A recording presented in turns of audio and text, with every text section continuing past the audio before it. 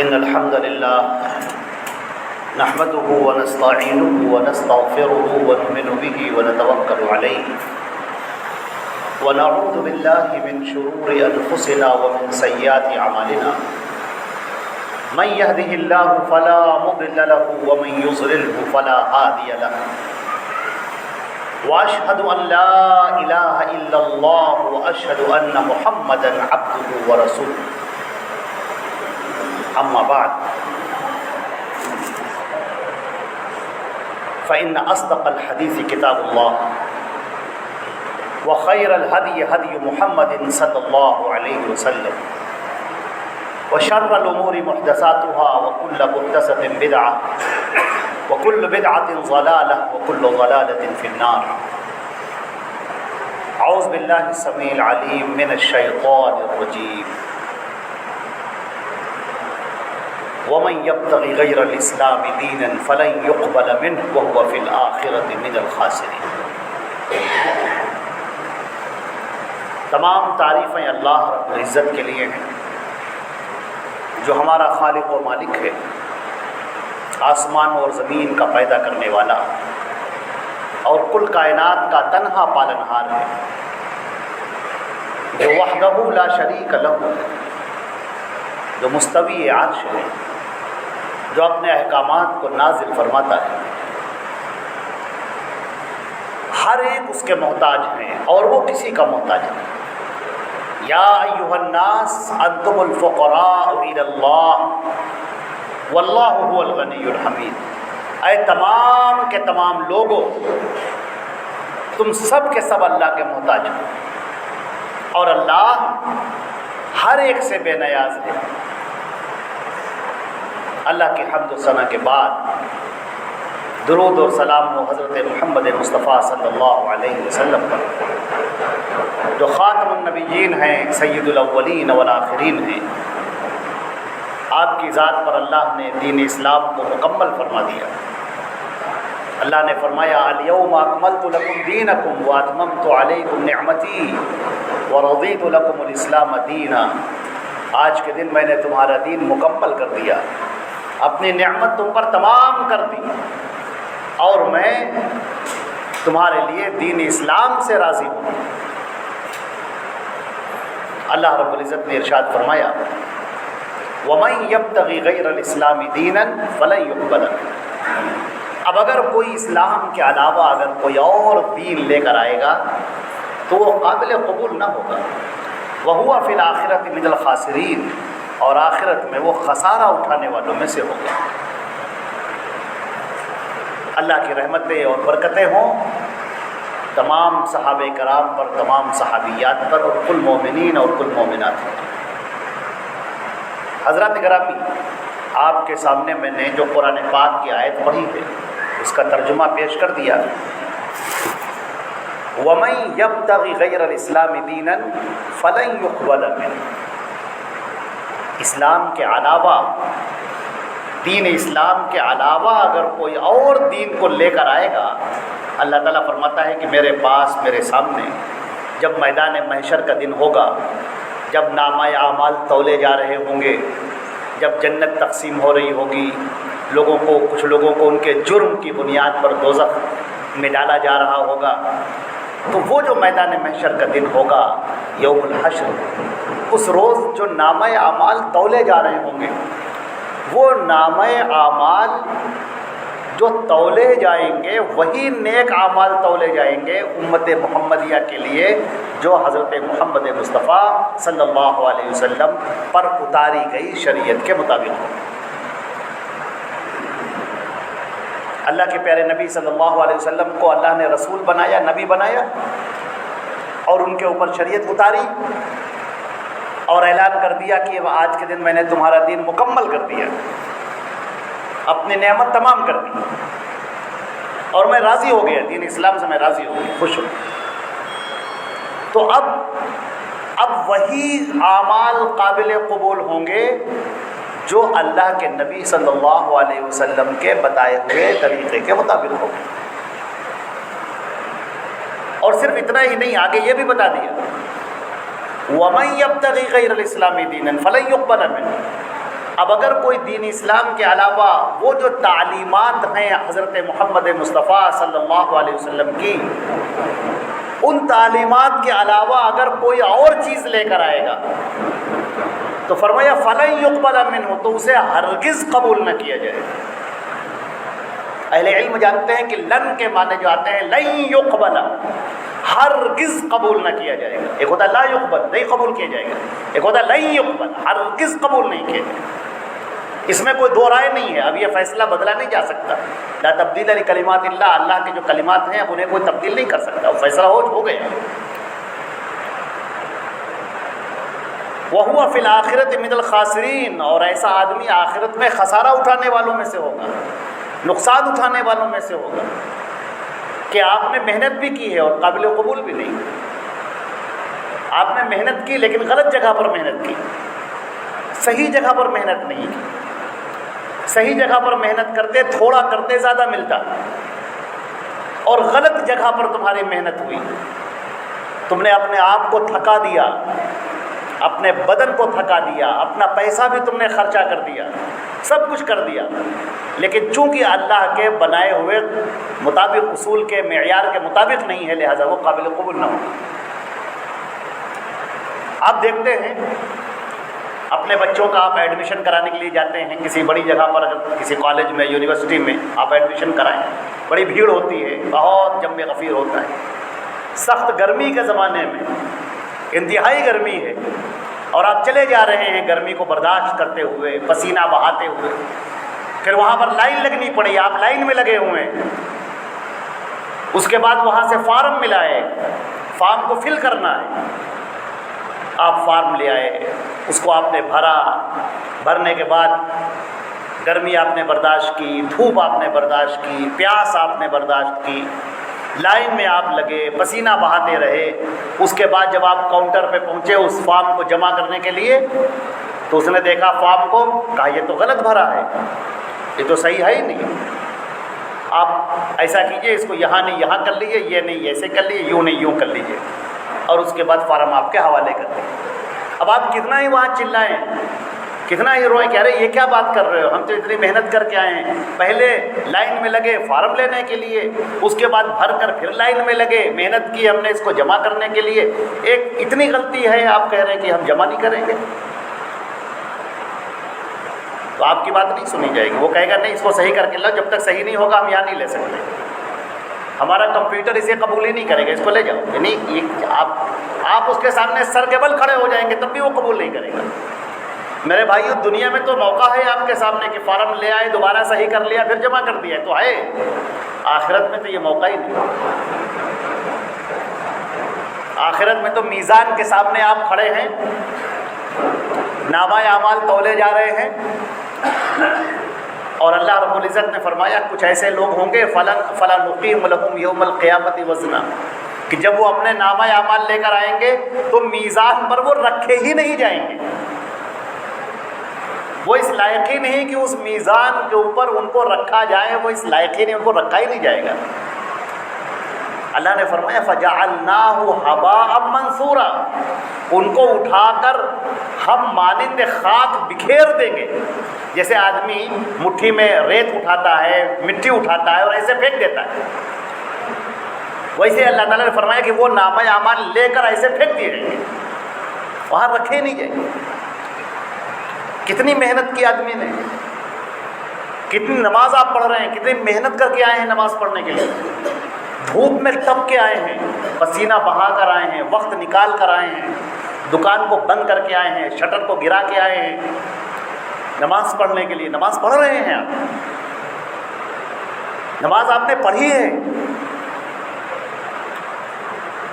نفل بھی پڑھ لیا آپ نے، اور دل میں آیا آپ نے اور پڑھ لیا، خوب زیادہ آپ نے پڑھ لیا، لیکن مسئلہ یہ سوال تو اپنی جگہ پر قائم ہے، آپ کی محنت کی وجہ سے وہ سوال تو بدلا نہیں جائے گا۔ ایسا تو نہیں ہوگا کہ چونکہ آپ نے بڑی محنت کی ہے لہذا چلو غلط سلط الٹا سیدھا سب ٹھیک، ایسا تو نہیں ہو سکتا نا، آپ کی محنت اپنی جگہ پر، اس کا بڑا ثواب ملے گا، لیکن پہلی بات یہ کہ نماز صحیح بھی ہے کہ نہیں۔ حکم ہے کہ اللہ اکبر کہہ کر نماز شروع کی جائے، کہیں ایسا تو نہیں کہ تم نے سبحان اللہ کہہ کر نماز شروع کر دی؟ دیکھا جائے گا نا، نماز کی شرط ہے کہ وضو کر کے آئیے گا نماز پڑھنے کے لیے. کہیں ایسا تو نہیں کہ آپ بس آئے، آپ نے کہا کہ اب وضو کون کرے، ٹائم کہاں ہے، جماعت کھڑی ہو گئی، چلو پڑھتے ہیں. آپ کی محنت ہے، بڑی محنت ہے، آپ کی نیت بھی آپ کی بڑی اچھی ہے، لیکن اللہ نے جو اصول بنایا ہے، اللہ نے جو معیار بنایا ہے، اس معیار پر نہیں. تو معاملہ صرف یہ نہیں ہے کہ ہم عمل کر لیں، نہیں، معاملہ یہ ہے کہ وہ عمل ہم کیا سنت کے مطابق کر رہے ہیں. سوال یہ ہے، قرآن پاک کی ایک آیت ہے، لقد کان لکم فی رسول اللہ اسوۃ حسنہ. محمد صلی اللہ علیہ وسلم کی جو زندگی ہے وہ تمہارے لیے نمونہ ہے، یعنی تمہارے سامنے نبی کو رکھ دیا گیا، یہ نبی ہیں. اب یہ نبی تمہیں بتائیں گے وما آتاکم الرسول فخذوہ وما نہاکم عنہ فانتہوا. یہ نبی جو بتائے وہ لے لو، اور جس بات سے منع کریں ٹھہر جاؤ. یہ معیار آپ کو دے دیا گیا. اب آپ کو بار بار کہنے کی ضرورت نہیں ہے کہ آئے اللہ تعالیٰ بتائیے ہم کیا کریں، ہم آپ کی جنت میں کیسے داخل ہو جائے، ہمیں جنت الفردوس کیسے مل جائے. بار بار کہنے کی نہیں، بار بار مانگنے کی ضرورت ہے. اللہ نے وہ رکھ دیا نبی آپ کے سامنے. اور یہی نہیں، نبی کے بارے میں بھی بتایا کہ یہ جو نبی ہے وما ينطق عن الهوى ان هو الا وحی یوحی، یہ اپنی مرضی سے کچھ کہتے ہی نہیں ہیں، یہ جو کہتے ہیں ہمارا کہا ہوا ہوتا. اب شریعت کا سارا فیصلہ اللہ کے نبی حضرت محمد مصطفیٰ صلی اللہ علیہ وسلم کے ذریعے. اب فیصلہ کرنے کا حق ختم ہو گیا، اب کوئی اور نہیں اٹھے گا کہنے کے لیے. اللہ کے نبی صلی اللہ علیہ وسلم کا فیصلہ ہی آخری فیصلہ ہوگا، ان کا کہنا ہی آخری کہنا ہوگا. اللہ نے اس کو بھی قرآن پاک میں فرما دیا گیا، یعنی نبی کے فیصلہ ہونے کے بعد نبی کا فیصلہ کیا ہے اس کو بھی اللہ نے قرآن پاک میں فرما دیا. ذرا غور تو کیجئے کہ اتنی بڑی بات کہنے کی کیا ضرورت آئی، یہ ہمیں آپ جیسے لوگ کے لیے. وما کان لمؤمن ولا مؤمنۃ، کسی مومن مرد کے لیے، کسی مومن عورت کے لیے اس بات کی اجازت نہیں ہے اذا قضى اللہ ورسولہ امرا، کہ جب اللہ اور اس کا رسول کوئی فیصلہ کر دے، ان یسلموا تسلیما، کہ بس وہ اس کے آگے سر جھکا دیں، ان یکون لهم الخیرۃ من امرہم، اب ان کو اپنے معاملے میں کوئی اختیار حاصل نہیں ہے. ویسلموا تسلیما،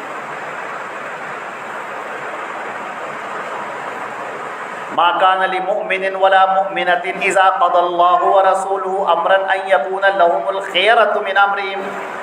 کسی مومن مرد کے لیے، کسی مومن عورت کے لیے اس بات کی اجازت نہیں ہے کہ جب اللہ اور اس کا رسول کوئی فیصلہ کر دے تو اب انہیں کوئی اختیار حاصل ہو جائے، کوئی آپشن حاصل ہو جائے. اب کوئی آپشن ان کے پاس نہیں ہے. وَيُسَلِّمُ تَسْلِيمًا، وہ سر تسلیم خم کر دیں. یہ چھوٹی موٹی بات نہیں ہے، بہت بڑی بات ہے، پوری زندگی پر حاوی ہے، پوری زندگی پر حاوی. اور اللہ کے نبی صلی اللہ علیہ وسلم کی پیشن گوئی ہے کہ ایک زمانہ ایسا آئے گا کہ جب سنتیں مٹ رہی ہوں گی اور بدعتیں پھیل رہی ہوں گی. سنتیں مٹ رہی ہوں گی، بدعتیں پھیل رہی ہوں گی. اور ایک حدیث میں تو اتنا صاف بیان کر دیا گیا، فرمایا گیا کہ تمہارے سامنے کچھ لوگ ایسے آئیں گے جو میرے نام پر حدیثیں پیش کریں گے جس کو اے صحابہ تم نے کبھی سنا ہی نہیں ہوگا. اللہ کے رسول کے نام پر غلط بات پیش کی جا رہی ہوگی، دھڑلے کے ساتھ پیش کی جا رہی ہوگی. ہم جب یہ حدیث پڑھتے ہیں تو بالکل ایسا لگتا ہے کہ ہم کھو گئے ہیں کہیں. اللہ کے نبی صلی اللہ علیہ وسلم کے زمانے میں ہم موجود ہیں، صحابہ کرام بیٹھے ہوئے ہیں، وہ صحابہ کرام جو غلط حدیث کو پیش کرنے کی سوچ بھی نہیں سکتے تھے. ابو سعید خدری رضی اللہ تعالیٰ عنہ فرماتے ہیں کہ جب وہ حدیث پیش کرتے تھے ان کے شاگرد تابعین کہتے ہیں کہ ان کے چہرہ سرخ ہو جاتا تھا اور گردن کی رگیں پھول جاتی تھی، اور پوری حدیث جب سنا لیتے تھے تو کہتے تھے او کما قال علیہ السلام، ایسا ہی یا اس سے ملتا جلتا میرے نبی صلی اللہ علیہ وسلم نے فرمایا ہے۔ پوری حدیث سنانے کے بعد جن کو ازبر تھی حدیثیں، یاد تھی، سینے میں ان کے محفوظ تھی حدیثیں، وہ حدیثیں سنانے کے بعد اس قدر ڈرتے ہیں کہ کہیں کوئی ایک لفظ غلط نہ نکل گیا ہو میرے پاس۔ اور اللہ کے رسول ان سے کہہ رہے ہیں کہ اے صحابہ، ایک زمانہ ایسا آئے گا جب لوگ ایسی میرے نام پر ایسی حدیثیں سنائیں گے جس کو تم لوگوں نے سنا ہی نہیں ہوگا۔ آج وہ زمانہ آ گیا، اپنے مسئلوں کو صحیح کرنے کے لیے، اپنے فتووں کو صحیح کرنے کے لیے، اپنے قول کو صحیح کرنے کے لیے، اپنے رسم و رواج کو صحیح کرنے کے لیے لوگ حدیثیں پیش کرتے ہیں۔ آپ ان کے سامنے کہیں ارے بھائی یہ حدیث صحیح نہیں ہے، یہ حدیث ضعیف ہے، دیکھیں تو کیا ہوا؟ آپ کہیں ارے اس کے اندر یہ راوی ہے، منکر ہے، یہ اس کو سارے محدثین نے منکر کہا ہے، کہیں تو کیا ہوا؟ ٹھیک ہے، کوئی بات، کوئی اثر نہیں پڑا۔ آپ ان کے سامنے کہیں یہ حدیث صحیح ہے، یہ حدیث ضعیف ہے، وہ کہیں ہاں ٹھیک ہے، سب ٹھیک ہے، یہ بھی ٹھیک ہے، وہ بھی ٹھیک ہے۔ کیا بات کر رہے ہو بھائی؟ کیسے دونوں صحیح ہیں؟ یہ بھی ٹھیک ہے، یہ بھی ٹھیک، یہ کیسے صحیح ہو سکتا ہے؟ اللہ کے نبی کی بات ہے، کوئی گرے پڑے ادھر ادھر کی والی باتیں تو ہے نہیں۔ دین کا معاملہ ہے جس پر آپ کو جنت لینی ہے، جو آپ کو جنت چاہیے، اللہ نے جنت رکھ دی ہے۔ اللہ کے نبی صلی اللہ علیہ وسلم کے حکم اور ان کے ارشادات کی اطاعت میں آپ ان کی بات مانیں گے جنت جائیں گے، آپ ان کی بات نہیں مانیں گے جہنم جائیں گے۔ بیچ میں تو کوئی راستہ ہی نہیں ہے۔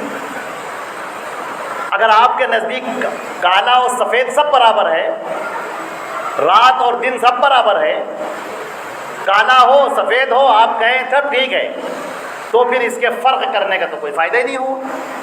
پھر جو محدثین نے اتنی محنت کی اور نکال کے صحیح حدیثوں کو ایک جگہ پر جمع کیا کہ یہ صحیح حدیثیں ہیں، اور دوسرے بارے میں بتایا کہ یہ ضعیف حدیثیں ہیں، منکر روایتیں ہیں، یہ سچی روایتیں نہیں ہیں، یہ جھوٹی روایتیں ہیں، گڑھی ہوئی روایتیں ہیں، من گھڑت روایتیں ہیں یہ، اور آپ کہیں کہ نہیں سب دونوں ٹھیک ہے، دونوں برابر۔ دونوں برابر کیسے ہو؟ یہ دونوں برابر ہو جائے گا تو پھر دین کیسے ہوگا؟ عام املی سب صحیح، ایسے کیسے ہوگا؟ اللہ کے نبی صلی اللہ علیہ وسلم نے خبردار کیا کہ ایک ایسا زمانہ آئے گا جب سنتیں مٹ رہی ہوں، بدعتیں پھیل رہی ہوں۔ ایسے موقع پر کیا حکم دیا گیا ہے؟ آپ کو معلوم ہے، اگر ہم آپ سے سوال کریں کہ مسلمان ہونے سے بھی پہلے کیا چیز ضروری، ایمان لانے سے پہلے، مسلمان ہونے سے پہلے، بہت غور سے سنیے گا، جب یہ پوری دنیا اندھیرے میں ڈوبی ہوئی تھی اور اللہ کے رسول صلی اللہ علیہ وسلم غار حرا تشریف لے گئے، اور اللہ کا یہ فیصلہ ہوا کہ آج ان کے اوپر وحی اتاری جائے گی، پہلی وحی، پیغمبر کے سر پہ تاج نبوت رکھنا ہے۔ 40 سال کی عمر میں تو آپ نبی نہیں ہوئے تھے، 40 سال کی عمر سے پہلے تو آپ مکے کے ایک عام باشندے تھے، نبی نہیں تھے آپ، ہاں اللہ کی نگرانی میں تھے۔ لیکن جب یہ عمر 40 سال کی آپ کی پہنچی اور آپ غار حرا میں تشریف لے گئے تو اللہ کا فیصلہ ہوا کہ اب ان کے سر پر نبوت کا تاج رکھا جائے اور ان کو نبی بنایا جائے۔ اب سارے وہ لوگ جو اللہ کے نبی پر ایمان لانے والے ہیں ابھی ایمان لائے نہیں ہیں، ابھی تو آپ نے نبوت کا اعلان ہی نہیں کیا ہے۔ اللہ تعالیٰ کی پہلی وحی، اعوذ باللہ من الشیطان الرجیم، اقرأ باسم ربک الذی خلق، اور اس رب کے نام سے جس نے تجھے پیدا کیا، پڑھ اس رب کے نام سے۔ علم یہ سب سے پہلی شے ہے۔ امام بخاری نے تو پورا باب قائم کر دیا، العلم قبل القول والعمل، تمہارے بولنے سے پہلے اور عمل سے کرنے سے پہلے علم حاصل کرو. تم اللہ کے نبی صلی اللہ علیہ وسلم کی اطاعت کرنے جا رہے ہو، ان کے ہاتھ پر بیعت کرنے جا رہے ہو، پہلے جان لو ان کے ہاتھ پر بیعت کرنے سے پہلے وَاعْلَمْ أَنَّهُ لَا إِلَهَ إِلَّا اللَّهُ، رسالت کی گواہی دینے سے پہلے یہ گواہی دو کہ اللہ کے علاوہ کوئی سچا معبود نہیں ہے. پہلے یہ مانو اللہ کے علاوہ کوئی سچا معبود نہیں. مان لیا تم نے، اب اللہ کے نبی صلی اللہ علیہ وسلم کے ہاتھ پر بیعت کرو. محمد اللہ کے بندے ہیں اور اس کے رسول ہیں. یہ نہیں کہا محمد اللہ کے رسول ہیں اور اس کے بندے نہیں. ترتیب دیکھیے، محمد اللہ کے بندے ہیں اور رسول ہیں. کہیں ایسا نہ ہو کہ یہودیوں اور عیسائیوں کی طرح تم اپنے نبی کو یہ مان بیٹھو کہ وہ تو اللہ کا جز ہیں، اللہ کا حصہ ہیں، اللہ کا ٹکڑا ہیں، اللہ نے اپنے جسم سے ان کو نکال کے الگ کیا. نعوذ باللہ من ذالک. یہ کفریہ عقیدے کہیں نہ آنے پائیں تمہارے درمیان، یہ چیزیں کہیں آنے نہ پائیں. فرمایا محمد کیا ہے؟ محمد اللہ کے بندے ہیں. اللہ کے بندے ہیں وہ. ان کو اللہ کا حصہ نہ ماننا، ان کو مختار کل نہ ماننا، ان کو عالم الغیب نہ ماننا، ان کو متصرف فی الکائنات نہ ماننا، ان کو کانا وما یکونو کا علم رکھنے والا نہ ماننا. ان کو یہ مت ماننا کہ وہ جنت دیتے ہیں اور وہ جہنم دیتے ہیں. نہیں، ان کی اطاعت پر جنت یا جہنم ملتی ہے. ان دونوں میں فرق ہے. اللہ کے نبی نے فرمایا کہ سنو فاطمہ اور فلاں فلاں سب کا نام لے کر کہا سنو، میں تم میں سے کسی کو جنت میں داخل نہیں کروا سکتا سوائے یہ کہ اللہ اپنا رحم کرے اور کسی کو جنت میں داخل کر دے. صحابہ کرام پوچھتے ہیں کہ اللہ کے رسول کیا آپ بھی اپنے عمل سے جنت میں نہیں جائیں گے؟ کہا نہیں، سوائے یہ کہ اللہ یتغمدنی اللہ برحمتی، مجھے اللہ اپنی رحمت سے ڈھانپ لے، اپنی رحمت سے جنت میں داخل کر دے. یہ دکھا رہے ہیں اللہ کے نبی صلی اللہ علیہ وسلم یہ لوگوں کو بتا کہ دیکھو میں اللہ کا بندہ ہوں، مجھے اللہ کے برابر سوچنا بھی نہیں، جاننا بھی نہیں. ایک صاحب تقریر کر رہے تھے، انہوں نے کہا ماشاء اللہ و رسول، جو اللہ چاہے اس کا رسول چاہے. آپ نے کہا بیٹھ جاؤ بیسل خطیب بنتا، بہت بری بات کہی تھی تم نے، یہ کیا کہہ دیا تم نے؟ مجھے اللہ کے برابر قرار دیا تم نے، جو اللہ چاہے اس کا رسول چاہے. نہیں، یوں کہو بل ماشاء اللہ وحدہ، جو تنہا اکیلا اللہ چاہے وہ. تو اللہ کی توحید نمبر 1، رسالت نمبر 2، اور ان سب سے پہلے علم کا حاصل کرنا، یہ سب سے اہم بات. اقرأ باسم ربک الذی خلق، پڑھ اس رب کے نام سے جس نے تجھے پیدا کیا. آج ہمارے ہاں معاملہ یہ ہے کہ یہ پڑھنا جو لفظ ہے یہ بڑا اہم لفظ ہے، بہت سٹیک لفظ ہے. جب آپ پڑھیں گے تو آپ کو پتہ چلے گا یہ حدیث صحیح ہے، یہ حدیث صحیح نہیں ہے. پھر آپ لوگوں سے کہیں گے کہ مولانا صاحب یہ حدیث صحیح ہے تو اس پر عمل ہونا چاہیے. وہ کہیں گے ہاں عمل تو ہونا چاہیے. پھر آپ کہیں یہ حدیث ضعیف ہے یعنی صحیح نہیں ہے تو اس پر عمل نہیں ہونا چاہیے. تو لوگ کہیں گے نہیں اس پر بھی عمل ہو جائے گا. ٹھیک صاحب، ٹھیک کیسے؟ جب صحیح پر عمل ہو رہا ہے تو اس پر بھی کیسے عمل ہوگا بھائی؟ دو میں سے ایک ہی پر تو عمل ہوگا نا. پھر لوگ آپ کو کہیں گے کہ آپ تو بڑے گستاخ ہو گئے، آپ تو علماء کی عزت ہی نہیں کرتے ہیں، آپ تو چند کتابیں پڑھ لیتے ہیں اور چند کتابیں پڑھنے کے بعد میں علامہ بن جاتے ہیں. نہیں صاحب، چند کتابیں پڑھنے کے بعد کوئی علامہ نہیں بنتا ہے. چند کتابیں پڑھنے کے بعد میں سچ اور جھوٹ کی تمیز آ جاتی ہے.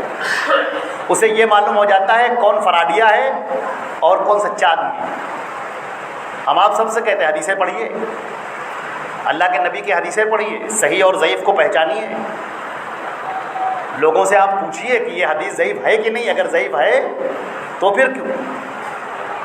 تو پھر آپ عمل کیوں کر رہے ہیں؟ صحیح پر عمل کیوں نہیں کرتے؟ سیدھی بات، 2 4 کی طرح واضح ہے بات. اللہ کے نبی کی اطاعت کریں گے جنت جائیں گے، اللہ کے نبی کی اطاعت نہیں کریں گے جہنم جائیں گے. بیچ میں کوئی راستہ ہی نہیں. اللہ نے قرآن پاک میں فرما دیا ہے فریق فی الجنت و فریق فی السعیر.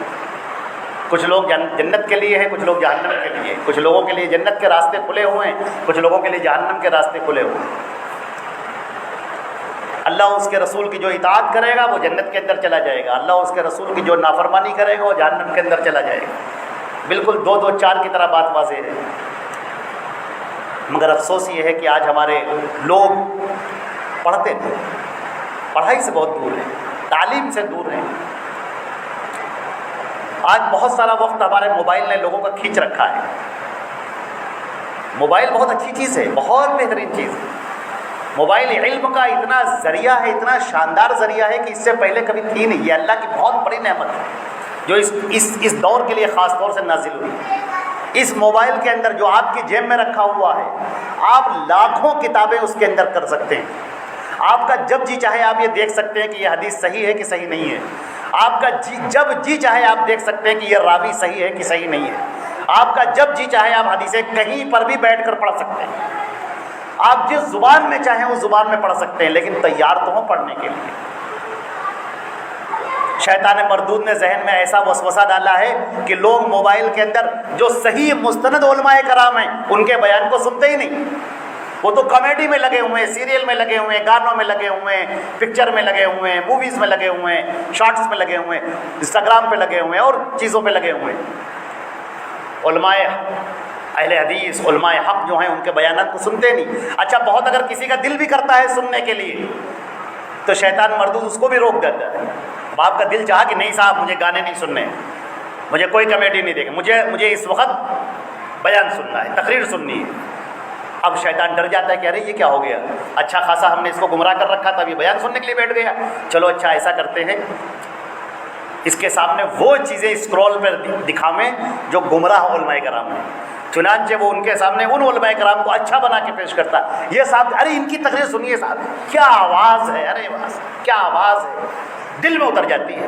ان صاحب کا بیان سنیے، کیا انداز ہے، اتنا ہنساتے ہیں، اتنا ہنساتے ہیں، کیا کہتے ہیں۔ ان کا بیان سنیے، ان کے بیان کو سن کر بڑا رونا آ جائے گا۔ ان کے بیان کو سنیے، ایسی ایسی باتیں بتاتے ہیں کبھی آپ نے سنی نہیں ہوں گی۔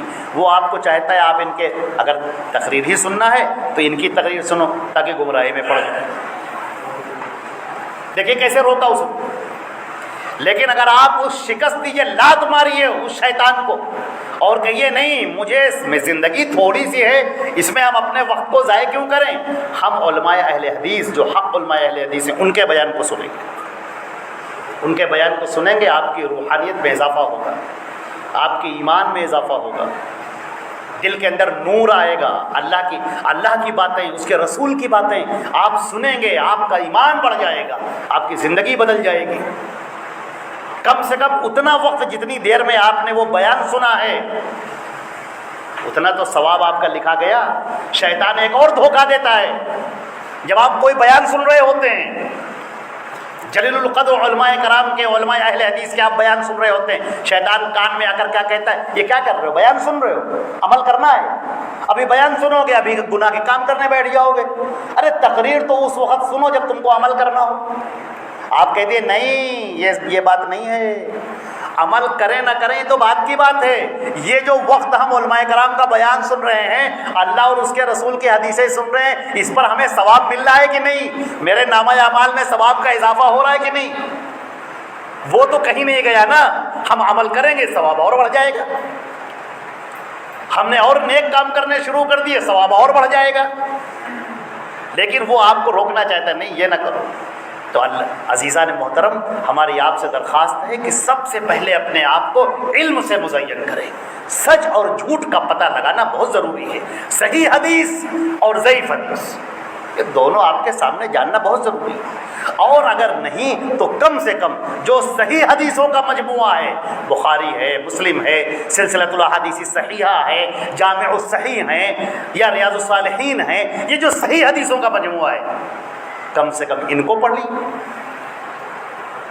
اس کے اندر ساری حدیثیں صحیح ہیں، ان کو پڑھیں گے آپ کو حدیثیں بھی یاد ہوں گی، عمل کرنے کے لیے آسانی بھی ہوں گی۔ اللہ رب العزت ہم کو اور آپ کو عمل کرنے کی توفیق عطا فرمائے۔ تو صرف عمل کرنا کافی نہیں ہے، بلکہ سنت کے مطابق، اللہ کے نبی کے بتائے ہوئے طریقے کے مطابق عمل کرنا یہ ضروری ہے۔ اللہ تعالی ہم کو اور آپ کو عمل کرنے کی توفیق عطا فرمائے۔